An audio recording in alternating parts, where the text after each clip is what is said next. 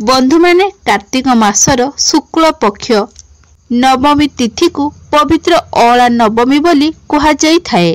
जो दिन विशेष भाव में आम्हे माने अला गछर पूजा अर्चना करिथाउ। बंधु माने अला गछ को धात्री वृक्ष बोली मध्य कहा जाई थाए। तेबे अला नवमी दिन धात्री वृक्ष को किपरि भाव में पूजा अर्चना करा जाए, घरे अला नवमीर पूजा विधि कौन सबु रहिछि, किपरि भाव में अला नवमी दिनटी को आमे माने पालन करिबा, से सबु संपर्क रे आजिर एही वीडियो रे आमे माने विस्तार रूप रे आलोचना करिबा। पवित्र मास, पुण्यर मास एवं धर्मर मास होउछि कार्तिक मास। जो पवित्र मास रे आमे माने समस्त देवादेवी मानकर आराधना करिथाउ एवं 33 कोटी देवी देवता एही कार्तिक मास रे आमर धराधाम को अवतरण करिथांती एवं आमर धराधाम रे ही से माने विराजमान रहिथांती।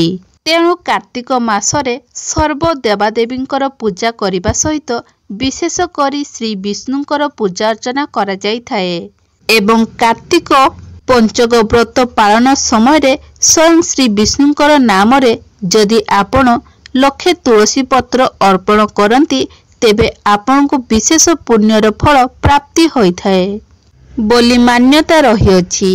एहा सहित कार्तिक मास सारा कार्तिक पुराण पाठ करिबा सहित एवं कार्तिक महात्मा सुनिबा अत्यंत पुण्यर फलदायक बोली मना जाई थाए। तेबे बंधु माने एहा थिला कार्तिक मासर विधि विषय रे। बंधु माने कार्तिक शुक्ल नवमी अर्थात अला नवमी एही दिन ठारू मध्य अनेक व्यक्ति माने कार्तिक व्रत आरंभ करिथांती। प्रायतः अधिकांश व्यक्ति अछंती जे माने कार्तिक मास सारा कार्तिक व्रत पालन करि पारंती नाही, से माने कार्तिक शुक्ल नवमी अर्थात अला नवमी ठारू कार्तिक व्रत आरंभ करिथांती एवं अनेक व्यक्ति बड़ एकादशी ठारू मध्य कार्तिक व्रतर आरंभ करिथांती। तेबे अला नवमीटी होउछि कार्तिक मासर एक श्रेष्ठ दिन। दीपावली दिन भली एही अला नवमी दिनटी को मध्य एक श्रेष्ठ दिन बोली बा श्रेष्ठ दिन भावरे विवेचना करा जाई थाए, कारण अनेक व्यक्ति एही दिन ठारू कार्तिक व्रत को आरंभ करिथांती। तो अला शब्दटी ही आपण जानि पारुथिबे जे अला नवमी दिनटी अला सहित अतप्रत भावरे जडित। एही दिन श्री विष्णु को अला फल प्रदान करा जाई थाए।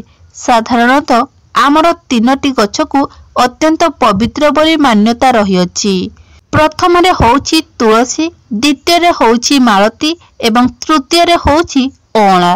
एही 3टी गछ स्वयं श्री विष्णु एवं माता लक्ष्मींकर अत्यंत प्रिय अटे, कारण लक्ष्मी नारायण स्वयं एही 3टी वृक्ष रे वास करिथांती।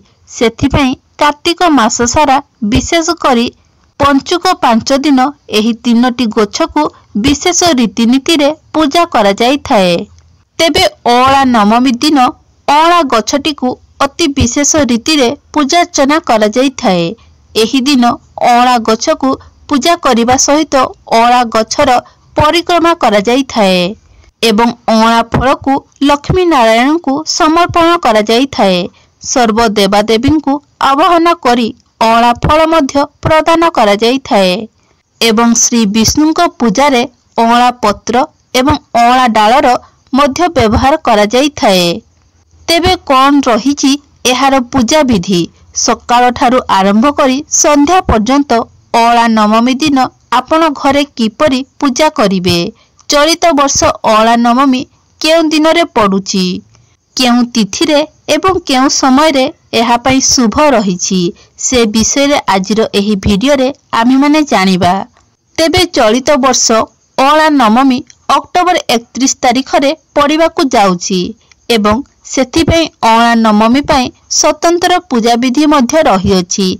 तेबे अला नवमी दिन आपण माने ब्रह्म मुहूर्त रे सज्जा त्याग करी निजर स्नान कार्य समाप्त करि नियंतु। एमितिरे भी जो माने व्रत करिथांती से माने कार्तिक मास सारा ही ब्रह्म मुहूर्त रे उठी स्नान करि नियंती, जहाकु कि आमे कार्तिक स्नान बोली कहिथाउ। कार्तिक मासरे स्नान बहुत अधिक महत्व रही थाए। ब्रह्म मुहूर्त उठी स्नान करिवार कार्तिक मासरे एक विशेष महत्व रही। जदि आपणकर घर निकटरे नदी पोखरी किंबा कौनसी जलाशय निकटरे आपण स्नान करिपारिबे। जदि एपरि किछि सुविधा आपणक पाखरे नाही तेबे निज घरे मध्य आपण स्नान करिबे।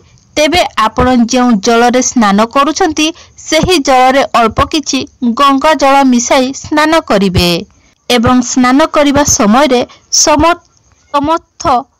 समस्त तीर्थ नदीगुड़ी को आवाहन करिबे। मने रखंतु कार्तिक स्नान समय रे स्वतंत्र भावरे सर्वतीर्थंकर आवाहन करा जाई थाए एवं मने रखंतु आपण ब्रह्म मुहूर्त रे ही स्नान करिबे। ब्रह्म मुहूर्त राति 3टारू 5टा मध्यरे होई थाए। तो एही समय मध्यरे आपण स्नान करिबा उचित। अर्थात 5टा बाजिबा पूर्वरु ही आपण निजर स्नान कार्यगुड़ी को समाप्त करिनियंतु। एहा परे शुद्ध वस्त्र परिधान करी सूर्य को जल अर्पण करंतु एवं मने रखंतु सूर्य को जल 3 बार जल अर्पण करिबे। कारण सूर्य पूजा बिना विष्णु पूजा करा जाई न थाए एवं जदि आपण सूर्य पूजा न करी विष्णु को पूजा करूछंती तो आपनकर पूजार फल किछि आपन को प्राप्त होई न थाए। शास्त्र रे मध्य एही संपर्क रे वर्णना करा जाईछि। सूर्य पूजा कला परे ही श्री विष्णुकर पूजा करा जाई थाए। तेबे स्नान परे आपण प्रथमे सूर्य देवता को प्रणाम को जणाई 3 बार जलघ्य अर्पण करंतु। तापरे आपण माता तुलसींकर पूजार्चना करंतु एवं तापरे आपण निजर ठाकुर घर को जाई ठाकुर घर को भल भाबरे परिष्कार परिच्छन्न करी निजर गृहर देवादेवी को पूजार्चना करिनियंतु। एहा परे आपनक घर पाखरे कौनसी मंदिर अछि तो अला नवमी दिन निश्चित भावरे आपण मंदिर को जांतु। जदि आपनक घर निकटरे राधा कृष्णंकर मंदिर अछि, श्री विष्णुंकर मंदिर अछि किंबा लक्ष्मी नारायणकर मंदिर अछि किंबा शिव शंकरंकर मंदिर अछि तेबे सेही मंदिर को आपण निश्चित रूपरे अला नवमी दिन जांतु। तापरे आपण मंदिर रे मंगल आरती दर्शन करंतु। कारण अला नवमी दिन जदि आपण देवी देवतांकर मंगल आरती दर्शन करंती तो यह अत्यंत शुभ होइथाए। आपण माने जानती एही दिन श्री मंदिर रे राधा पाद दर्शन होइथाए। जदि आपणकर सौभाग्य थाए आपण पुरी जाइकी राधा पाद मध्य दर्शन करि पारंती। एहा मध्य आपणकर बहुत बड़ सौभाग्य होइथाए। तो बंधु माने एही दिन पूजक माने मंदिर रे पंच पूजार विधि रे विशेष रीति रे पूजा अर्चना करिथांती एवं मने रखंतु मंदिर रे देवी देवतांकर दर्शन कर सारला परे मंदिर रो परिक्रमा करिबा उचित। तेबे अला नवमी दिन आपण मंदिर को जीवा देवी देवतांको दर्शन करिबा एवं मंदिर रे परिक्रमा करिबा एही 3टी कथा को आपण विशेष रूप रे ध्यान देबा उचित। एवं आउ गोटे गुरुत्वपूर्ण कथा होउची जदि आपण मंदिर रो परिक्रमा करिबा सहित मंदिर चारि पाखरे ता मंदिर चतुर्पार्श्व आपण झाड़ू रे सफा करंती तो ईश्वरंकर सेवा करिबा आपणकु अनेक पुण्यर फल प्राप्त होइथाए। बंधु माने आमे माने तो प्रत्येक दिन आमर ठाकुर घरे थिबा देवी देवतांको पूजा करिथाउ। एहा सहित तुलसी गछर मध्य पूजा करिथाउ। मात्र अला नवमी दिन विशेष कथा होउछि जे आपण ठाकुर घरे आपणकर देवी देवतांको पूजा करिबा सहित माता तुलसी गछ बा तुलसी गछर पूजा करिला परे आपण अला गछर पूजा करिबा उचित। अनेक व्यक्ति अला गछ निजर घरर परिसर भितरे लगाई थांती एवं अनेक व्यक्ति एही गछ को कुंडरे मध्य लगाई थांती।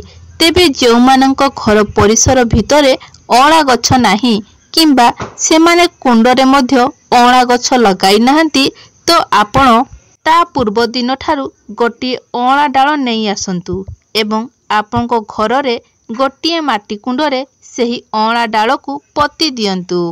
एवं अळा नवमी दिन सही डाल को आपण यथा विधि रे पूजा अर्चना करि परिबे एवं आपणकर पूजा सरिला परे सही अळा डाल को आपण कोनसी प्रवाहित जल रे विसर्जन करि परिबे। तेबे आपण किपरि विधि रे अळा नवमी रे पूजा करिबा उचित, कारण अळा नवमी दिन जदि आपण विशेष रीति रे पूजा अर्चना करिथांती तो आपण को लक्ष्मी नारायणकर विशेष कृपा प्राप्त होइथाए। विश्वास करा जाय जे अळा नवमी दिन ठारू सत्य जुगर आरंभ होइथिला एवं स्वयं लक्ष्मी नारायण अळा गछरे निवास करिथिले। सेतिपई अळा गछकू जगधात्री वृक्ष बोली कहा जाई थाए। एहा सहित लक्ष्मी नारायणଙ୍କ सहित शिव पार्वती मध्य अळा वृक्षरे वास करिथांती एवं अळा पत्र एवं अळा डाल एपरि जिनिस जेउथिरे स्वयं श्री विष्णु एवं स्वयं महादेव वास करिथांती। सेतिपई माता पार्वती एवं माँ लक्ष्मींकर मध्य अळा वृक्ष होछि अत्यंत प्रिय। सेतिपई अळा नवमी दिन जदि आपण विशेष भावरे श्रद्धा पूर्वक भावरे अळा गछर पूजा करिथांती तेबे शिव पार्वती एवं लक्ष्मी नारायण एही उभयंकर कृपा आपनकु प्राप्त होइथाए। तेबे बंधु माने आसंतु जानिबा आपण किपरि भावरे अळा गछकु एही दिन पूजा करिवे। जदि आपनको घर परिसर भितरे अळा वृक्ष अछि किंबा आपण अळा डाल आनी कुंडरे लगाइछंती तेबे सर्वप्रथम कथा होछि आपण अळा गछर चारि पाखकु भल भाबरे सफा करि नियंतु, कारण जेमिति आमे तुलसी पूजा करिबा समय रे तुलसीर चारि पाखकु आमे सफा सुतरा करिथाउ सेमिति अळा गछकु पूजा करिबा समय रे आपण अळा गछर चतुर्पार्श्वकु भल भाबरे परिष्कार करि नेबा उचित। तापरे आपण सेही जागारे किछि गंगा जल छिंची देबे। तापरे आपण लाली माटी रे मुरुज पकाई देबे। एसबु करि सारला परे आपण अळा गछकु स्नान कराइबे, कारण आमे जेकोनसी भी पूजा अर्चना करिथाउ आमे जहांको भी बा जहांको उद्देश्य रे पूजा करिथाउ आमे पूजा पूर्वरु प्रथमे तांको स्नान कराइथाउ। तेबे आपण किपरि भाबरे स्नान कराइबे, तो आपण जेउ जल रे स्नान कराइबे सेही जल रे आपण किछि गंगा जल एवं किछि हळदी मिसाई नेबे, कारण जेहेतु अळा गछकु आमे धात्री वृक्ष बोली मानुचे माँ बोली मानुचे तेणु हळदी एवं गंगा जल मिसाई पितल नटारे आमे अळा गछकु स्नान कराइबा उचित। जल को अळा वृक्षर मूलरे 3 बार अर्पण करिबे। तापरे आपण 2 हाथ को टेकी जेपरि आमे तुलसी गछरे जल अर्पण करिथाउ तो अळा गछर मूल ठारू आरंभ करी अळा गछर आग पर्यंत आपण 3 बार जल अर्पण करिबे। तापरे आपण जल अळा गछकु लाली रंगर चुनेरी अर्पण करिबे एवं लाली चूड़ी मध्य अर्पण करिबे। ता सहित नाली सिंदूर मध्य अर्पण करिबे। जेहेतु अळा गछ होउची माता लक्ष्मींकर स्वरूप एवं माता लक्ष्मी होउछंती सधवा, तेणु आपण अळा गछकु लाली चूड़ी शंखा सिंदूर एवं अढणी अर्पण करिबे। तापरे पंच पूजार विधि रे गंध पुष्प दुब दीप नैवेद्य एही पंच पूजार विधि रे आपण अळा गछकु पूजा करिबे। परिशेष रे आपण 3 बार आरती करिबे। अळा वृक्ष को अळा नवमी दिन पूजा करि सारिला परे अळा वृक्षर परिक्रमा निश्चित भाबरे करिबे, कारण एही दिन अळा वृक्षर परिक्रमा करिबा द्वारा आपनकु सर्व पुण्यर फल प्राप्त होइथाए एवं आपनकर पाप मध्य क्षय होइथाए। सेथिपई 3 बार किंबा 5 बार किंबा 7 बार आपण अळा वृक्ष को परिक्रमा करिबे।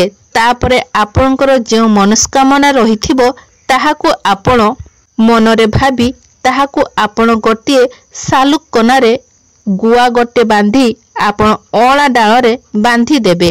एपरि करिबा द्वारा आपनकर समस्त मनस्कामना गुड़िक पूर्ण होइथाए बोली विश्वास रहिछि। एहा सहित एपरि मध्य मान्यता रहिछि जे जदि आपण अळा नवमी दिन किछि समय बाहर करी अळा वृक्ष मूलरे ଅଁଳା ଗଛର ଛାଇରେ ବସନ୍ତି ତେବେ ଆପଣଙ୍କୁ ଅନେକ ପୁଣ୍ୟର ଫଳ ପ୍ରାପ୍ତି ହେବା ସହିତ ଆପଣଙ୍କର ମାନସିକ ଶାନ୍ତି ମଧ୍ୟ ମିଳିଥାଏ। ଏହା ସହିତ ଅଁଳା ନବମୀ ଦିନ ଅଁଳା କଳିରେ ବା ଅଁଳାର ଯେଉଁ ଫଳ ଥାଏ ତାହାର ମାଳା ପ୍ରସ୍ତୁତ କରି ରାଧା କୃଷ୍ଣ ଏବଂ ଶ୍ରୀ ବିଷ୍ଣୁ ଏବଂ ମାତା ଲକ୍ଷ୍ମୀଙ୍କୁ ମଧ୍ୟ ଅର୍ପଣ କରାଯାଇଥାଏ। ଏହା ସହିତ ମାତା ପାର୍ବତୀ ଏବଂ ଶିବ ଶଙ୍କରଙ୍କୁ ମଧ୍ୟ ଅଁଳାର ମାଳା ପ୍ରଦାନ କରାଯାଇଥାଏ। ତେବେ ବନ୍ଧୁମାନେ, ମୋର ଏହି ଭିଡ଼ିଓଟି ଯଦି ଆପଣମାନଙ୍କୁ ଭଲ ଲାଗିଥାଏ ତାହେଲେ ଭିଡ଼ିଓକୁ ଲାଇକ୍ କରି ଚ୍ୟାନେଲଟିକୁ ସବସ୍କ୍ରାଇବ୍ କରି ନେବେ। କମେଣ୍ଟ ବକ୍ସରେ ଜୟ ଶ୍ରୀ ବିଷ୍ଣୁ ଜୟ ମା ଲକ୍ଷ୍ମୀ ନିଶ୍ଚୟ ଲେଖିବେ।